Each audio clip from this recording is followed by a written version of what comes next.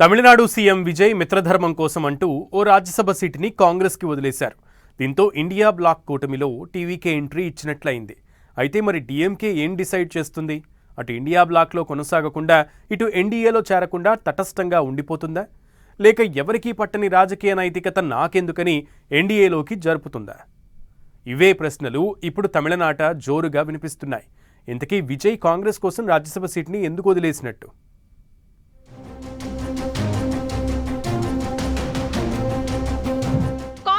అడిగింది విజయ్ ఇచ్చేశాడు. రాజ్యసభ ఉప ఎన్నికలో కాంగ్రెస్ కి అనుకోని chance. Poor performance, maximum benefit. India bloc లో టీవీకే ఎంట్రీ ఇక అధికారికమే. మరి డీఎంకే పరిస్థితి ఏంటి? ఎన్డీఏలో చేరుతుందా? ముఖ్యమంత్రి విజయ్ సారథ్యంలో తమిళనాడులో అధికారంలో ఉన్న టీవీకే కీలక నిర్ణయాన్ని తీసుకుంది. తన వాటాగా దక్కిన రాజ్యసభ స్థానాన్ని త్యాగం చేసింది. దీన్ని మిత్రపక్షం కాంగ్రెస్ పార్టీకి కేటాయించింది. ఈ మేరకు కొద్దిసేపటి కిందటే టీవీకే అధికారిక ప్రకటన విడుదల చేసింది. మిత్రధర్మంలో భాగంగా ఈ నిర్ణయాన్ని తీసుకున్నట్లు పేర్కొంది. మొదటిసారిగా పార్లమెంటులో అడుగుపెట్టే అవకాశాన్ని వదులుకున్నట్టయిందా పార్టీకి.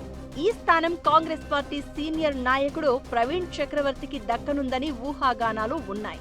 మొన్నటి అసెంబ్లీ ఎన్నికల ముందు టీవీకే కాంగ్రెస్ పొత్తును ఆయన బలంగా సమర్థించారు. అసలు ఈ సీటు ఎవరికి కట్టబెడతారు అనేది పక్కన పెడితే కాంగ్రెస్ ఆధ్వర్యంలోని ఇండియా బ్లాక్ లోకి టీవీకే ఎంట్రీ ఇచ్చినట్టు మరోసారి నిర్ధారణైంది.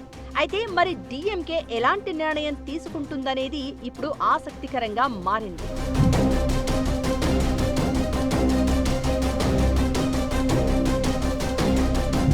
గత డీఎంకే ప్రభుత్వంతో ఒప్పందంలో భాగంగా కాంగ్రెస్ ఇప్పటికే తమిళనాడు నుంచి ఒక రాజ్యసభ సీటును దక్కించుకుంది.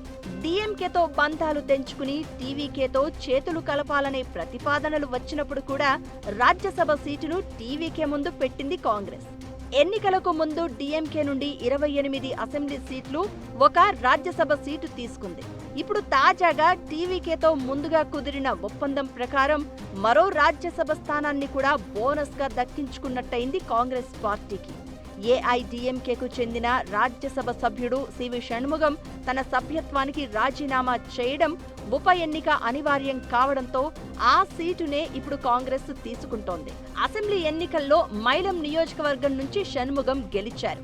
108 మంది ఎమ్మెల్యేల బలంతో టీవీకే ఈ స్థానాన్ని సులభంగా గెలుచుకోగలదు. అయినప్పటికీ మిత్రధర్మంలో భాగంగా దీన్ని కాంగ్రెస్ కు వదులుకుంది.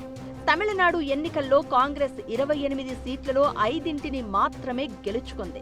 హంగ్ అసెంబ్లీ ఏర్పడిన నేపథ్యంలో ఈ 5 స్థానాలు కీలకంగా మారగా కాంగ్రెస్ నుంచి పి విశ్వనాథన్, ఎస్ రాజేష్ కుమార్ మంత్రులు కూడా అయ్యారు. ఇప్పుడు టీవీకే నుండి మరో రాజ్యసభ సీటు పొందడంతో ఆ పార్టీ మరింత లాభపడినట్టయింది. ఇలాంటి పోరు పర్ఫార్మెన్స్ తో మాక్సిమం బెనిఫిట్ పొందింది. ఈ సందర్భంగా ఇప్పుడు డీఎంకే దారెటు అనే ప్రశ్న కూడా ఖచ్చితంగా రానుంది. ఎందుకంటే లోక్సభలో అన్నా డీఎంకే నెంబర్ 0. అలానే అన్నా డీఎంకే దాదాపుగా ఎన్డీఏకి దూరంగా మెసులుతున్న నేపథ్యంలో 38 మంది లోక్సభ సభ్యులున్న డీఎంకేని ఎన్డీఏలోకి లాగితే అది తమకి చాలా బలమిస్తుందనేది బీజేపీ అగ్రనేతల ఆలోచన. ఇంతవరకు ఓపెన్ గా ఎవరూ చెప్పలేదు, కానీ రాబోయే రోజుల్లో ఈ చేరికలు అటూ ఇటూ మారుతాయంటున్నారు.